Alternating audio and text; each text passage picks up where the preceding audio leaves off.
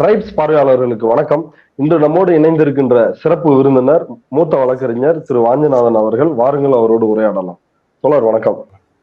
தோழர், ஏற்கனவே நீதிமன்ற அவமதிப்பு வழக்கு, அதாவது சிக்கந்தர் தர்காவிற்கு அருகில் உள்ள சர்வே தூணில் தீபம் ஏற்ற வேண்டும் அப்படின்னு நீதிபதி ஜி.ஆர். சுவாமிநாதன் போட்ட உத்தரவை அமல்படுத்தாத மாவட்ட கலெக்டர், கோயில் செயல் அலுவலர், போலீஸ் அதிகாரிகள் உள்ளிட்டோர் மீது நீதிமன்ற அவமதிப்பு வழக்கு ராமரவிக்குமார் உள்ளிட்டோரால் தொடரப்பட்டது. இந்த வழக்கில் நீதிபதி ஜி.ஆர். சுவாமிநாதன் நாளை, அதாவது மார்ச் 18ஆம் தேதிக்குள் 5 பேராவது மேல போய் அந்த சர்வே தூண் பக்கத்துல பூஜை செய்வதற்கு அனுமதிக்க வேண்டும். இது தொடர்பா முடிவு எடுத்துட்டு எங்கள்கிட்ட நீதிமன்றத்துல சொல்லுங்க அப்படின்னு அரசு தரப்பிற்கு ஒரு உத்தரவை நீதிபதி ஜி.ஆர். சுவாமிநாதன் ஏற்கனவே பிறப்பித்திருந்தார். அந்த உத்தரவிற்கு நீதிபதி சதீஷ்குமார் மற்றும் ஜோதிராமன் அடங்கிய அமர்வு ஒரு இடைக்கால தடையை பிறப்பித்திருக்கிறார்கள். இன்றைக்கு நீதிமன்றத்துல என்ன நடந்துச்சு, இந்த இடைக்கால தடை அப்படின்றது ஒரு வரவேற்க கூடிய ஒன்றா அல்லது இதுலயும் ஏதாவது சிக்கல்கள் இருக்கா? நேற்றைய தினம் நீதிபதி ஜி.ஆர். சுவாமிநாதன் அவர்கள் தொடர்ச்சியாக திருப்பரங்குன்றம் நீதிமன்ற அவமதிப்பு வழக்கில் தொடர்ச்சியா நிறைய உத்தரவு போட்டுக்கிட்டு இருந்தார். அதற்கு எதிரான அப்பீல் தான் எல்பிஏ நேற்று போட்டு விசாரணைக்கு வந்துச்சு. சில வழக்குகள் சேர்த்து பட்டியலிடணும் என்று சொல்லி இன்னைக்கு அந்த வழக்குகள்ல விசாரணைக்கு வந்துச்சு. அந்த வழக்குல மெயினாக அரசு தரப்பில் வைக்கப்பட்ட வாதம், கலெக்டர், கமிஷனர் லோகநாதன், அதுக்கப்புறம் கோயில் ஈவு, இவங்க தான் வழக்கு தொடுத்தவர்கள். அவங்க தான் கண்டம்னராக இருக்கிறாங்க. தொடர்ச்சியாக நீதிபதி ஜி.ஆர். சுவாமிநாதன் அவர்கள் டிவிஷன் பெஞ்ச் உத்தரவு போட்ட பிறகு நிறைய உத்தரவுகளை பிறப்பித்துக் கொண்டிருக்கிறார். கண்டெம்ட் ஜூரிஸ்டிக்ஷன்ல அதை பண்ண முடியாது அப்படின்றத அவங்க மெயினா வைத்த வாதம். அதை நீதிமன்றம் ஏற்றுக்கொண்டு இத்தனை உத்தரவுகள் எதுக்கு இதுல போடணும் என்று சொல்லி சிம்பிளா இன்ட்ரீம் ஸ்டே கொடுத்துட்டாங்க. அடுத்து ஏப்ரல் 8ஆம் தேதி வழக்கை ஒத்தி வச்சுட்டாங்க. அவங்க தரப்புல ராமரவிக்குமார் தரப்பில் ரொம்ப சாட்டா போடுங்க அப்படின்னா, எதுக்கு இது சாட்டா போடணும், இதுல என்ன இருக்குது அப்படின்னு சொல்லி வைதா போட்டாங்க. அடுத்து அது அப்படியே தள்ளி போறதுக்கு தான் அது வாய்ப்பு இருக்கு. அதனால எலெக்ஷன் வரை இதுல வேற பிரச்சனைகள் வாய்ப்பு இல்லை. உச்ச நீதிமன்றம் போனால்தான் அப்படின்றத நிலைமை. நேற்று ஜி.ஆர். சுவாமிநாதன் நிறைய உத்தரவுகள் கொடுத்தாரு அப்படின்னு சொன்னீங்கல்ல, என்ன நேற்று நடந்துச்சு நீதிமன்றத்துல? இல்ல நேத்து இங்க ஹியரிங் இன்னைக்கு போட்டாங்க. ஜி.ஆர். சுவாமிநாதன் அவர்கள் தொடர்ச்சியாக ஆரம்பத்துல இருந்து இதுல நிறைய உத்தரவுகள் போட்டிருக்காரு. அந்த உத்தரவெல்லாம் எப்படி சட்டவிரோதம் அப்படின்றதா நம்ம பார்க்க வேண்டிய விஷயம்.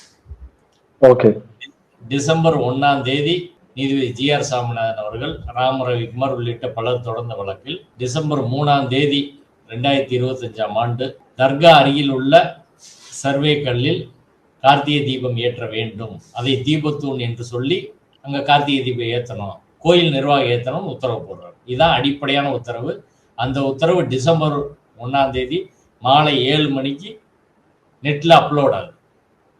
2ஆம் தேதி கோயில் தரப்புல இருந்து, மாவட்ட ஆட்சியர் தரப்புல இருந்து மேல்முறையீடு தாக்கல் பண்ணிட்டாங்க.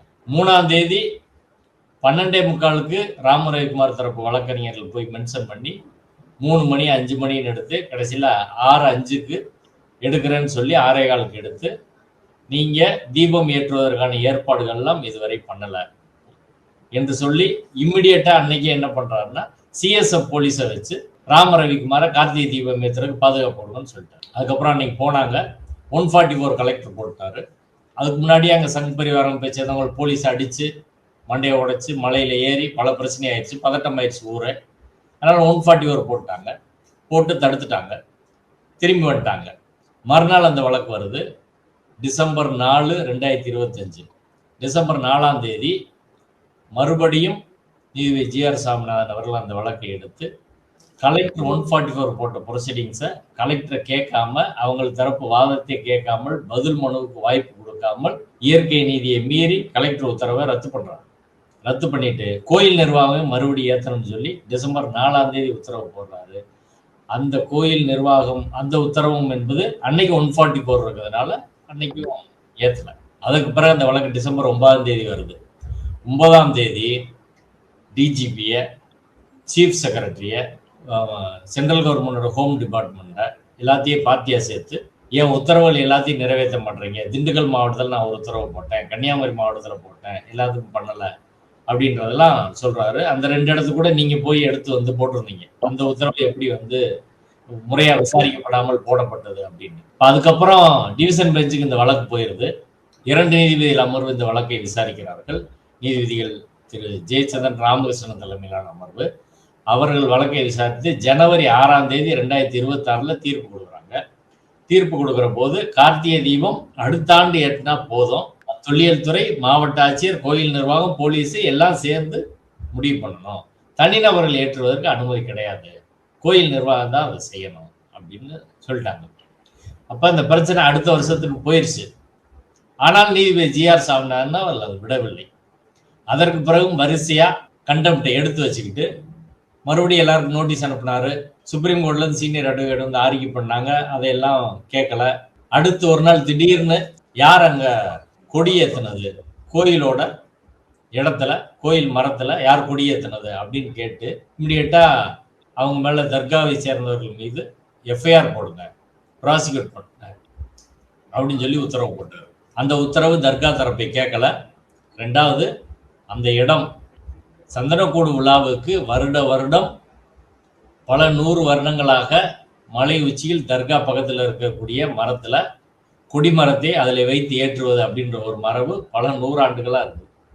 போலீஸ் பாதுகாப்போட தான் நீங்க போய் ஏத்துறாங்க. அதை எப்படி நீங்க ஏத்த போச்சு என்று உத்தரவு போட்டாரு. அது ஒரு சட்டவிரோதமான உத்தரவு தான். அதற்கு பிறகு மறுபடியும் அதையும் விடலை. அடுத்து திரும்ப எடுத்து வச்சு அமைச்சர் ரகுபதி எப்படி இப்படி பேசலாம், யாரா இருந்தாலும் நான் விட மாட்டேன், ரகுபதிக்கு நான் கண்டனம் தெரிவிக்கிறேன் அப்படின்னு சொன்னார். அதுக்கப்புறம் சேகர் பாபு சொல்லித்தான் செஞ்சீங்களா அப்படின்னு சொல்லி கோயில் ஈஓ கேட்டார். அதனைத் தொடர்ந்து கடைசியா நீங்க தீபம் ஏத்தலைன்னா பரவாயில்ல, ஒரு 5 பேரை பூஜை செய்ய அனுமதிங்க அப்படின்னு கடந்த வாய்தாவில் சொல்லி அதற்கு நீங்க பதில் இல்ல. இதுக்கிடையில வந்து இந்த தர்கா தரப்பு மேல வந்து புகார் கொடுக்கணும், அவங்க கோயில் நிலத்துல அத்துமீறி கொடியேத்திட்டாங்க, அதையும் சொன்னாங்க இல்லையா? ஆமா, அதான் நான் சொல்றேன். அந்த சந்தனக்கூட விழாவை ஒட்டி தான், சந்தனக்கூட விழாவை ஒட்டி அவங்க வழக்கமா விழா தொடங்குற போது ஜனவரி 6ஆம் தேதி தீர்ப்பு வர்ற அன்னைக்கு, ஜனவரி 6 டிவிஷன் பெஞ்ச் தீர்ப்பு வருது, அன்னைக்கு தான் சந்தனக்கூட விழா வந்து தொடங்கி நடக்குது. சந்தனக்கூட விழாவுக்கான கொடியேற்று விழா போலீஸ் பாதுகாப்போட தான் போய் நடத்துறாங்க. அவங்க மேல எஃப்ஐஆர் போடணும்னு சொல்லி எஃப்ஐஆர் போட்டாங்க. அடுத்து 5 பேரை பூஜை செய்ய அனுமதிக்கணும் அப்படின்னு சொல்லி உத்தரவு போட்டார். இப்ப இதற்கெல்லாம் எதிராகத்தான் அப்பீல் போட்டு எல்பிஎல்ல இப்ப ஸ்டே பண்ணியிருக்கிறாங்க. இப்ப நம்ம பார்க்க வேண்டிய விஷயம், நீதிபதி ஜிஆர் சாமிநாதன் அவர்கள் கண்டெம்ட் ஆஃப் கோர்ட் ஆக்டோட வரம்பை மீறி இருக்கிறாரா, அரசியல் சட்ட அதிகாரத்தை தவறா பயன்படுத்தி இருக்கிறாரா அப்படின்றதா இங்க விவாதிக்கப்பட வேண்டிய விஷயம். ஏன்னா இன்னைக்கு டிவிஷன் பெஞ்ச் ஸ்டே கொடுத்துருக்காங்க. ஸ்டேல காரணங்கள்லாம் சொல்லலை, அப்படி சொல்லணும்னு கட்டாயம் ஒன்றும் கிடையாது. ஆனா ஸ்டே கொடுத்தது சரியா அப்படின்ற ஒரு கேள்வி மக்கள்கிட்ட இருக்கும். அப்போ ஸ்டே கொடுத்தது சட்டப்படி சரியா தவறா, என்ன காரணத்தினால கொடுத்துருக்குறாங்க அப்படின்றத நம்ம விவாதிக்க வேண்டிய விஷயம். ஒரு நீதிமன்ற அவமதிப்பு வழக்குல வழக்கமான ப்ரொசீஜர் என்ன அப்படின்னா, ஒரு வழக்குல ஒரு தீர்ப்பு கொடுத்தா அந்த தீர்ப்பை அமல்படுத்தல அப்படின்னா அதற்கு பிறகு வழக்கறிஞர்கள் என்ன செய்வோம்னா, முதல்ல அந்த ஆர்டர் காப்பியை வச்சு முதல்ல கிளைண்ட்டை கொடுக்க சொல்லுவோம். இந்த மாதிரி ஒரு கலெக்டருக்கு ஒரு உத்தரவு போடுறாரு கோர்ட்ல இருந்து, இந்த வீட்டை இடிக்கணும் இல்ல கம்மாயில் ஆக்கிரமிப்பு எடுக்கணும் அப்படின்னு சொல்லி போடுறாங்க. நீங்க அந்த ஆர்டர் வாங்கி முதல்ல கலெக்டருக்கு அந்த பெட்டிஷன் அனுப்புவோம். அந்த கிளைண்ட் அனுப்ப சொல்லுவோம். அனுப்பிட்டு அவர் வந்து 15 நாள்ல 1 மாசத்துல நடவடிக்கை எடுக்கல அப்படின்னா அதுக்கு பிறகு ஒரு கண்டெம் நோட்டீஸ் அனுப்புவோம். ஒரு 15 நாள் டைம் கொடுப்போம். நீங்க நீதிமன்ற உத்தரவை அவமதிச்சிருக்கிறீங்க, நீங்க இம்ப்ளிமெண்ட் பண்ணுங்க, இல்லைன்னா நீதிமன்ற அவமதிப்பு நடவடிக்கை எடுப்போம் அப்படின்னு கேட்போம். அதுல அவங்க செய்யலை அப்படின்னா அதற்கு பிறகு நீதிமன்றத்துல வழக்கு தாக்கல் பண்ணுவோம். அது நம்பர் ஆகி லிஸ்ட் ஆகி வந்து அதுக்கப்புறம் முதல்ல கேட்பாங்க. நோட்டீஸ் எடுத்தோடனே ஸ்டேச்சுட்டரி நோட்டீஸ் போட மாட்டாங்க, கேட்பாங்க. கேட்குற போது அவங்க நீங்க இம்ப்ளிமெண்ட் பண்ணிடுறீங்களான்னு சொல்லி ஒரு வாய்தா போடுவாங்க. அதுக்கடுத்து போது அவங்க அதை இம்ப்ளிமெண்ட் பண்ணலை, வில்ஃபுல்லா அப்படி பண்ணியிருக்கிறாங்கன்னா தான் ஸ்டேச்சுட்டரி நோட்டீஸ் போடுவாங்க. அது 4 வாரம் போடணும். அதுக்கு பிறகு அவங்க வந்து பதில் சொல்லுவாங்க. அவங்க அதை ஒத்துக்கிட்டு இம்ப்ளிமெண்ட் பண்ணா விட்டுருவாங்க. அப்படி இல்லை அப்படின்னா நடவடிக்கை எடுப்பாங்க. இவ்வளவுதான். அது சார்ஜ் ஃப்ரேம் பண்ணி நடவடிக்கை எடுக்கிறது. இதுதான் வழக்கமான ஒரு நடைமுறை. இதுல ரொம்ப முக்கியமா என்னன்னா, அப்பீல் பெண்டிங் இருக்கு அப்படின்னா இமிடியேட்டா வழக்க ஒத்தி வச்சிருவாங்க. ரிட் அப்பீல் பெண்டிங் இருக்கு அப்படின்னா வழக்க ஒத்தி வச்சுட்டு அதற்கு பிறகு நீங்க ரிட் அப்பீல் முடியட்டும் அப்படின்னு சொல்லிடுவாங்க. இப்போ இந்த வழக்குல 2 விதமான விஷயங்கள் நடந்துச்சு. ஒன்று, டிசம்பர் 3ஆம் தேதியிலிருந்து ஜனவரி 6ஆம் தேதி வரை ரிட் அப்பீல் பெண்டிங் இருக்கிற சூழ்நிலையில 3ஆம் தேதி இவர் சிஎஸ்எஃப்க்கு ஆர்டர் போடுற போதே ரிட் அப்பீல் பெண்டிங் இருக்கு. அதுக்கப்புறம் 4ஆம் தேதி உத்தரவு போடும்போது ரிட் அப்பீல் பெண்டிங் இருக்கு.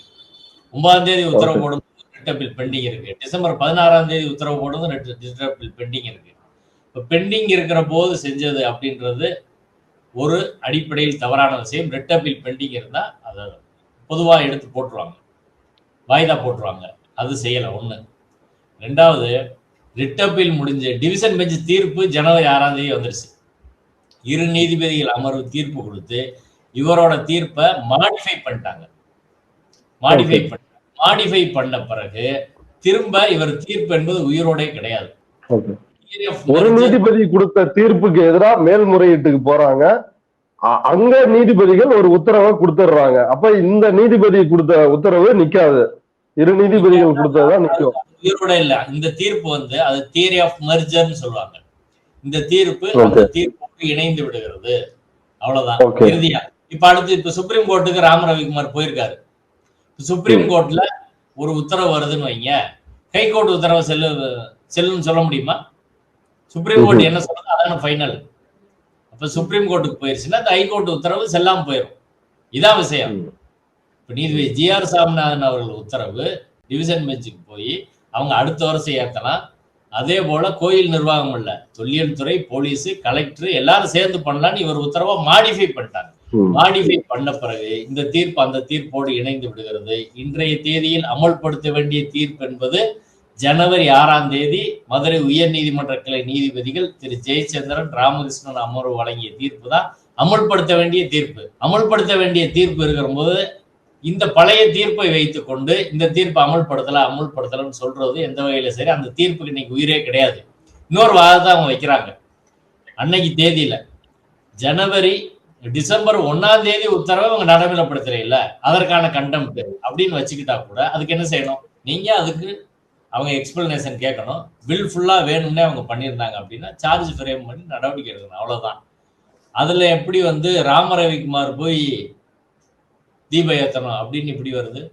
ஆர்டரை மாடிஃபை பண்ண முடியும். ஒரிஜினலா நீதிபதி ஒரு உத்தரவு நீதிபதி ஜி.ஆர். சாமிநாதன் போட்டுறாரு ரிட் பெட்டிஷன்ல. அதற்கப்புறம் கண்டெம்ட் அந்த உத்தரவை எப்படி மாடிஃபை பண்ண முடியும்? அதை மாடிஃபை பண்ணக்கூடிய அதிகாரம் என்பது ரிட் அப்பீல் கோர்ட்டுக்கு தான் இருக்கு. கண்டெம்ட்ல பார்க்க முடியாது. ஒரு உத்தரவு ஒரு நீதிபதி போட்டுறாருன்னா அந்த உத்தரவு அது கோர்ட்டோட ப்ராப்பர்ட்டி. ஜட்ஜ்மெண்ட் கோர்ட்டோட ப்ராப்பர்ட்டி சொல்லுவாங்க. கோயில் நிர்வாகம் அந்த சர்வே தூண்ல ஏத்தணும் அப்படின்னு சொன்ன அதுதான் ஃபர்ஸ்ட். அதுக்கப்புறம் மாடிஃபை பண்ண முடியாதுன்றீங்க. அதுக்கப்புறம் மாடிஃபை பண்ணக்கூடிய அதிகாரம் யாருக்கு இருக்குன்னா டிவிஷன் பெஞ்ச் தான் இருக்கு. 2 நீதிபதிகள் தான் இருக்கு. அதே நீதிபதி கண்டெம்ட்ல உட்கார்ந்து மாத்த முடியாது. இப்ப கோயில் நிர்வாகம் ஏத்து, இல்ல ராம ரவிக்குமார் ஏத்து, இல்ல 3ஆவது நபர் ஏத்து, இல்ல 5 பேர் நான் சொல்றேன் அவங்க போய் பூஜை பண்ணட்டும், இப்படி எல்லாம் மாத்த முடியாது. மாத்துறதுக்கான அதிகாரம் கிடையாது. ஒன்ஸ் டிவிஷன் பெஞ்ச் ஜட்ஜ்மெண்ட் சொன்ன பிறகு 5 பேர் போய் பூஜை பண்ணுங்க அப்படின்னு சொன்னா அது நீதிமன்ற அவமதிப்பு. என்னை பொறுத்து 2 நீதிபதிகளை நீதிபதி ஜி.ஆர். சாமிநாதன் அவர்கள் அவமதிப்பு பண்றாரு. 2 நீதிபதிகள் அந்த வழக்கை விசாரிச்சு கடைசியா என்ன சொல்லிட்டாங்க? அடுத்த வருஷம் மாவட்ட நிர்வாகம், தொல்லியல் துறை, கோயில் நிர்வாகம், போலீஸ் எல்லாம் சேர்ந்து நீங்க கார்த்திகை தீபம் ஏத்துங்கன்னு சொன்ன பிறகு 5 பேரை பூஜை பண்ண சொல்லுங்க அப்படின்றது நீதிமன்றத்தை அவமதிப்பதாகதா? நீதிமன்றத்தை அப்ப கமிஷனர் தான் அவமதிச்சாரா? கோயில் நிர்வாகம் தான் அவமதிச்சாரா? ஏன் குற்றச்சாட்டு? எனது விமர்சனம் என்பது அரசியல் சட்ட ரீதியாக நீதிபதி ஜி.ஆர். சாமிநாதன் அவர்கள் தான் நீதிமன்றத்தை அவமதித்திருக்கிறார். 2 நீதிபதிகள் தீர்ப்பு சொன்ன பிறகு அதை மாத்தி நீங்க 5 பேரை பூஜை பண்ண அனுமதின்னு சொல்றது அப்படின்றது அந்த நீதிமன்ற தீர்ப்பை கேலிக்குள்ளாக்குறது. 2வது, அந்த matter is bending before supreme court. Supreme கோர்ட்டுக்கு ராம ரவிக்குமார போயிட்டாரு. சுப்ரீம் கோர்ட்ல பெண்டிங் இருக்கிற போது இப்ப இது என்ன அவசரம்னு கேட்கிறேன். நீங்க அடுத்த வருஷம் சொல்லிட்டாங்க. முடிஞ்சிருச்சு ரிட் அப்பீல் தீர்ப்பு. சுப்ரீம் கோர்ட்ல பெண்டிங் இருக்கு. அதுக்கிடையில பூஜைன்றது எங்க வருது? எந்த வழக்கிலையும் ராம ரவிக்குமார் பூஜை செய்யணும்னு கேட்டாரா? இல்ல வேற யாராவது மனிதர்கள் அதுல கேட்டாங்களா? ஒண்ணுமே கிடையாது. கண்டெம்ட்ல ஏதாவது அதுக்கு ப்ளீடிங்ஸ் இருக்கா? பிரேயர் இருக்கா? யாராவது சொல்லியிருக்காங்களா? நீதிபதி ஜி.ஆர். சாமிநாதன் அவர்களே ஒரு விஷயத்தை முன்மொழிய முடியுமா? நீதிபதி இப்ப இதுலதான் எங்க பிரச்சனை வருது அப்படின்னா, 2 நீதிபதிகள் அமர்வில் அனைத்து ஜாதி அர்ச்சகர் மாணவர் சங்க சார்பில் நான் ஆஜரானேன். எனக்காக மூத்த வழக்கறிஞர் செல்வராஜ் அவர்கள் ஆஜரானார் சென்னையில இருந்து. அவர் 2 நீதிபதிகள் அமர்வு முன்னாடி ஒரு ஜட்ஜ்மெண்ட் கொடுத்தாரு. அது ஒரு முக்கியமான ஜட்ஜ்மெண்ட். பாஜக அரசு 2014 வந்த உடனே நீதிபதி நியமனத்துக்கு நேஷனல் ஜுடிஷியல் கமிஷன் கொண்டு வந்தாங்க. அதுக்கு ஒரு சட்டம் கொண்டு வந்தாங்க, NJSC ஆக்ட். அதான் உச்ச நீதிமன்றத்தின் 5 நீதிபதிகள் கொண்ட அமர்வு ரத்து பண்ணாங்க. தலைமை நீதிபதி கேகர், செல்லமேஸ்வர், மதன் லோகூர், குரியன் ஜோசப், AK கோயல், இந்த 5 நீதிபதிகள் அந்த அமர்வுல இருந்தாங்க. அந்த வழக்கு பேர் வந்து Supreme Court Advocates on Record Association and another versus Union of India. அந்த வழக்குல ஃபர்ஸ்ட் தீர்ப்பு கொடுத்து அந்த வழக்கு வரும்போதே விசாரணையில ஒரு நீதிபதி அதுல இருந்து விலகன்னு கேட்கறது தொடர்பா ஒரு வழக்கு நடந்துச்சு. அது 2016 5 SCC பேஜ் நம்பர் 808 SCC வழக்குல ரிப்போர்ட் ஆயிருக்கு. அந்த வழக்குல ஒரு பிரின்சிபல் வந்து டிஸ்கஸ் பண்றாங்க. அதாவது ஒரு நீதிபதி வழக்கின் பொருள் மீது காசு, ஒரு வழக்கு தொடர்பாக ஒரு எந்த வழக்குக்கு இப்ப திருப்பரங்குன்றம் தீவை ஏத்துறது அப்படின்ற ஒரு பர்டிகுலர் காசு மீது ஒரு நீதிபதிக்கு சொந்த ஆர்வம் இருந்தால் அவர் ஆட்டோமேட்டிக்கா அது தொடர்பான வழக்குகளை விசாரிக்க கூடாது. இந்த வழக்கு இல்லை. அதாவது ஒரு நீதிபதி பெக்யூனரி இன்ட்ரெஸ்ட் இருக்குன்னு வைங்க. அதாவது இப்போ ஒரு நிதி நிறுவனம் இருக்கு. இப்ப நிறைய நியோமேக்ஸ் ஒரு நிதி நிறுவன வழக்கு இருக்கு. நியோமேக்ஸ் நிதி நிறுவனத்துல பல ஆயிரம் கோடி போட்டு ஏமாந்துருக்காங்க. அந்த வழக்கு ஒரு நீதிபதிட்டு வருது. அந்த அவரே வந்து ஒரு 1 கோடி ரூபாய் அதுல இன்வெஸ்ட் பண்ணிருக்காரு அப்படின்னு வச்சுக்கோங்க. அந்த வழக்கு அந்த நீதிபதி விசாரிக்க முடியுமா? இல்ல அவங்க ஒய்ஃப் இன்வெஸ்ட் பண்ணிருக்காங்கன்னு வைங்க, இல்ல அவங்க ஒய்ஃப் அதுல டைரக்டரா இருக்காங்கன்னு வைங்க. அந்த பக்கம் இருந்தாலும் விசாரிக்க முடியாது, இந்த பக்கம் இருந்தாலும் விசாரிக்க முடியாது. இதான் அப்படி ஒரு அதுல பெக்யூனரி இன்ட்ரெஸ்ட், பணம் இன்வெஸ்ட் பண்ணிருக்கிறது அது மாதிரி இருந்தா அந்த நீதிபதி ஆட்டோமேட்டிக்கா அந்த வழக்கை விசாரிக்கிறதுல இருந்து டிஸ்குவாலிஃபை ஆயிடுவார். இன்னொரு பிரின்சிபல் என்னன்னா பயாஸ் பை காஸ். அந்த பொருள் மீது நீதிபதிக்கு சொந்த ஆர்வம் இருந்தா ஆட்டோமேட்டிக்கா அவர் டிஸ்குவாலிஃபை ஆகிறாரு. இந்த பிரின்சிபலை இந்த வழக்குல டிஸ்கஸ் பண்றாங்க. அதாவது செல்லமேஸ்வர் எழுதுனதுல நான் அதை அப்படியே வாசிக்கிறேன். It is one of the settled principles of a civilised legal system required to be impartial. நீதிபதி வந்து அவர் பாரபட்சத்துக்கு அப்பாற்பட்டு இம்பார்சியலா இருக்கணும், ஒரு சார்பா இருக்கக்கூடாது. It is said that the hallmark of a democracy is the existence of a impartial judge. ஜனநாயகத்துக்கான அடிப்படை நீதிபதிகள் சார்பின்றி இருப்பது. அதுல என்னென்ன பிரின்சிபல் எப்பப்ப விலகணும் அப்படின்றத அவர் சொல்றாரு. அதுல முதல் பிரின்சிபல் என்னன்னா, if a judge has a financial interest in the outcome of a case, he is automatically disqualified from hearing the case. ஒரு வழக்கு விசாரிக்கிற போது பினான்சியலா அதுல அவருக்கு பங்கு ஏதாவது இருந்துச்சு, ஆர்வம் இருந்துச்சு அப்படின்னா அவர் ஆட்டோமேட்டிக்கலா டிஸ்குவாலிஃபை ஆகிறார். இன்னொரு பிரின்சிபல் வந்து பிஞ்சட் பிரின்சிபல் அப்படின்னு சொல்றாங்க. அதுல that the judge is automatically disqualified from hearing a case where the judge is interested in a cause which is being promoted by one of the parties to the case. அந்த வழக்கின் ஒரு தரப்பினர் முன்வைக்கக்கூடிய ஒரு காசுல, ஒரு காரணங்கள்ல, ஒரு கொள்கையில நீதிபதிக்கு வந்து அதுல இன்ட்ரெஸ்ட் இருந்துச்சு அப்படின்னா அவர் ஆட்டோமேட்டிக்கா அந்த வழக்கை விசாரிக்கிறதுல டிஸ்குவாலிஃபை ஆயிடுவார். இந்த வாதம் மூத்த வழக்கறிஞர் செல்வராஜ் அவர்களால் 2 நீதிபதிகள் அமர்வு முன்பு வைக்கப்படுது. ஜட்ஜ்மெண்ட்டை நாங்கள் கொடுத்தோம். ஆனால் 2 நீதிபதிகள் அமர்வு அதை கண்டுக்கிறவே இல்லை, அதுக்கு எந்த பதிலும் சொல்லல, அப்படியே ஒதுக்கிட்டாங்க. பிரின்சிபல் தான் பேச வேண்டிய பிரின்சிபல் அப்படின்னு நான் பாக்குறேன். நீதிபதி GR சாமிநாதன் அவர்களுக்கு இந்த பிரச்சனையில் வந்து பயாஸ் பை காஸ், அந்த வழக்கின் பொருள் தொடர்பான ஒரு ஆர்வம் இருந்ததா இல்லையா அப்படின்றதா. இதுல அப்படி இருக்குது. இந்த பிரின்சிபல், இந்த வழக்கின் பிரின்சிபல் இதுக்கு அப்ளிகபிள் ஆகுன்றதா என் கருத்து. எப்படின்னா, அவர் தேர்ந்தூர்ல போய் பேசுறாரு மயிலாதுறையில, என்னை தீப ஏத்த விடாம தடுத்துட்டாங்க, எனக்கு தீபத்துக்கு என்ன ராசியோ தெரியல அப்படின்னு பேசுறாரு. 2வது, சென்னையில தாரா ஃபவுண்டேஷன்ல ஒரு நிகழ்ச்சி நடக்குது. அந்த நிகழ்வுல அவர் பேசுறாரு. மயிலாடுதுறை தேரலந்தூர்ல 28/12/2025 டிசம்பர் 1ஆம் தேதி தீர்ப்பு சொல்றாரு. 3ஆம் தேதி ராமரவிக்குமார் ஏற்ற சொல்றாரு. 4ஆம் தேதி டிசம்பர் 4ல பாஸ் பண்றாரு. 9ஆம் தேதி உத்தரவு போடுறாரு. 16ஆம் தேதி உத்தரவு போடுறாரு. அதுக்கப்புறம் 28ஆம் தேதி மயிலாடுதுறை மாவட்டம் தேரலந்தூர்ல பேசுற போதுதான் என்னைய தீபத்தூணில் தீபம் ஏற்ற நாள் சீக்கிரம் வரும் அப்படின்னு அவர் பேசுறாரு. ஒண்ணு. ரெண்டாவது, தாரா அறக்கட்டளையில 24/1/2026 பேசுற போது, இன்னும் எனக்கு 4.5 வருஷம் பதவி காலம் இருக்கு, அதுவரை என்னை யாரும் பதவி நீக்கம் செய்து விட முடியாது அப்படின்னு நம்புறேன். மீத பணிக்காலத்தில் சனாதன தர்மத்தை மனதில் வைத்து பணியாற்றுவேன் அப்படின்னு சொல்லிட்டு அவர் சொன்னது முக்கியமானது. அங்க மாடல் தீபத்தூண் ஒண்ணு, சர்வே தூண் போல ஒரு தூணை செஞ்சு வச்சிருக்கிறாங்க. அதுல அரோகரா அப்படின்னு சொல்றதுக்கு இடையில அதுல போய் தீபம் ஏத்துறாரு. அப்ப இது சிம்பாலிக்கா என்ன சொல்லுது? அந்த விஷயத்தில் நீதிபதி அவர்களுக்கு அந்த வழக்கின் பொருள் மீது தனிப்பட்ட ஆர்வம் இருக்கிறது அப்படின்றதுதான் இதை காட்டுதா இல்லையா? ஆமா.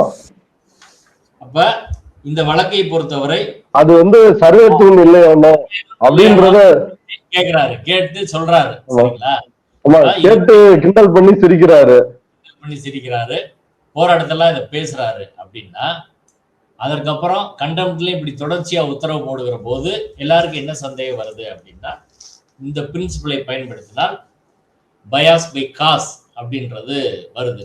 பெக்யூனரி இன்வெஸ்ட்மெண்ட்ல அந்த வழக்கின் பொருள் மீது, ஒரு தரப்பு முன்வைக்கிற வழக்கின் மீது பொருள் மீது நீதிபதிக்கு ஆர்வம் இருக்கிறதோ அப்படின்ற சந்தேகம் வருமா வராதா சொல்லுங்க. இந்த விஷயங்கள்லாம் பார்க்கிற போது வேற எந்த வழக்கு நீதிபதி ஜி.ஆர். சாமிநாதன் அவரே சொன்ன மாதிரி பல ஆயிரக்கணக்கான வழக்கு, கிட்டத்தட்ட 1 லட்சம் தீர்ப்புகள் கொடுத்திருப்பாரு. 1 லட்சம் தீர்ப்புல எந்த தீர்ப்பையாவது இம்ப்ளிமெண்ட் பண்ணணும்னு எங்கேயாலும் பேசியிருக்காரா? அதுக்காக தொடர்ந்து பேசியிருக்காரா? முடிஞ்சு போச்சு, தீர்ப்பு அதோட தூக்கி போட்டு போயிடுவாங்க. ஆனால் இந்த வழக்கில் மட்டும் தொடர்ச்சியாக வெளியில, பொது வெளியில பேசுறாரு. நீதிமன்றத்திலையும் கண்டெம்ப்ட வச்சுட்டு தொடர்ச்சியா உத்தரவுகள் பிறப்பிக்கிறாரு.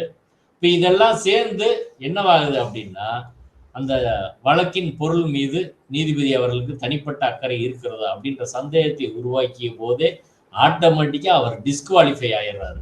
டிஸ்குவாலிஃபை ஆன பிறகு எப்படிங்க அந்த வழக்கை விசாரிக்க முடியும்ன்றதான் என் கேள்வி. அவர் அந்த வழக்கை டிஸ்குவாலிஃபைனா இந்த வழக்கை, குறிப்பிட்ட வழக்கை விசாரிக்க முடியாது.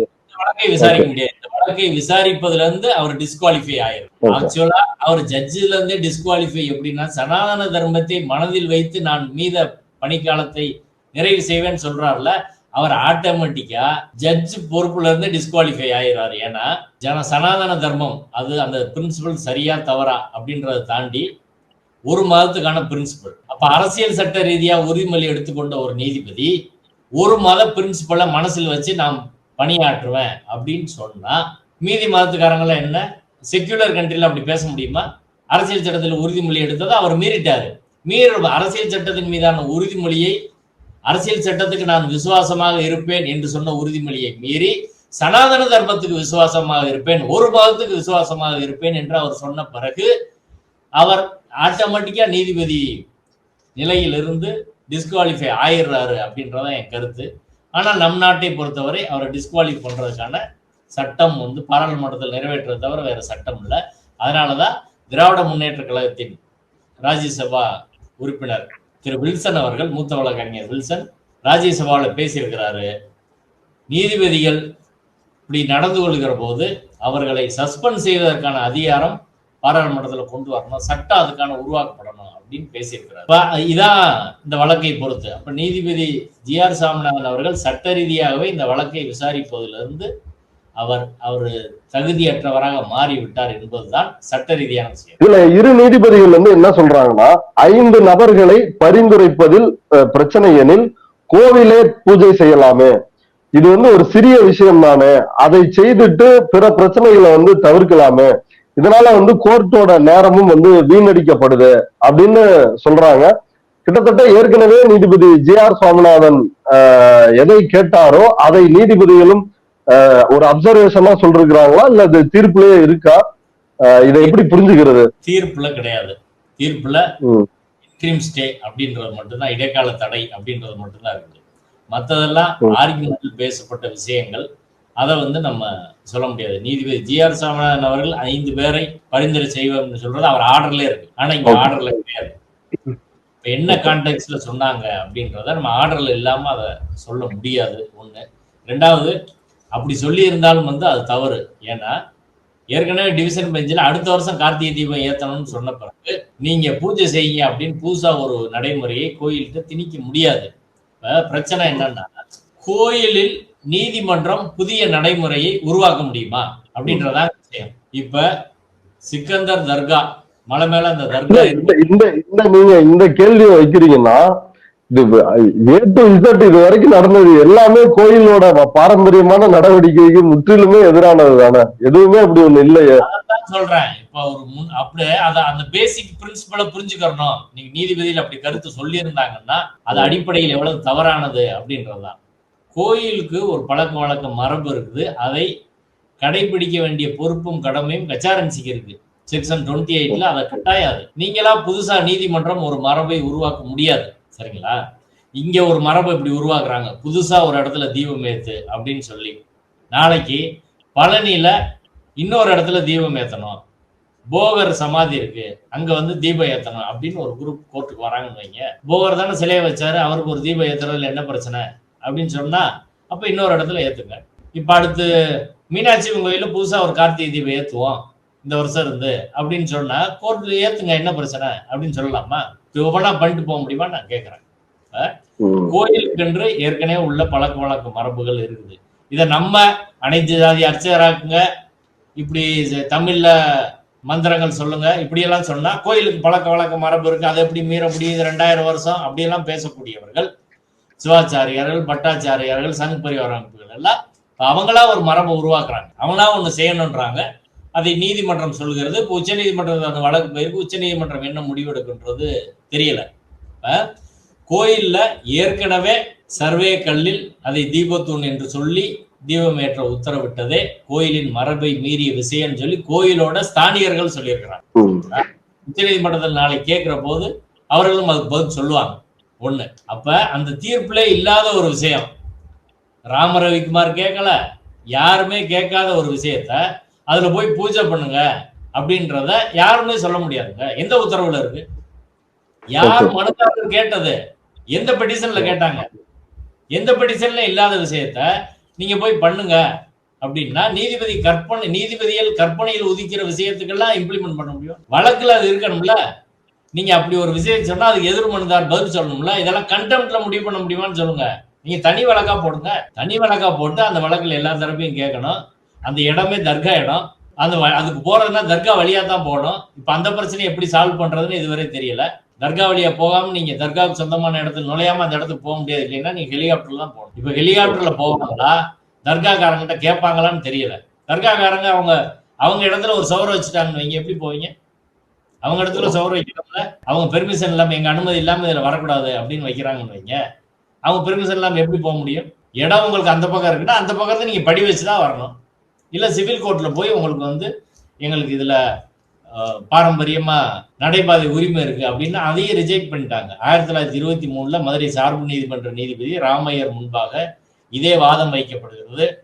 காசி விஸ்வநாதர் கோயிலுக்கு தர்கா வழியா உள்ள பாதையை பயன்படுத்தி நாங்க போகணும் என்ற வாதம் கோயில் தரப்பில் வைக்கப்படுகிறது.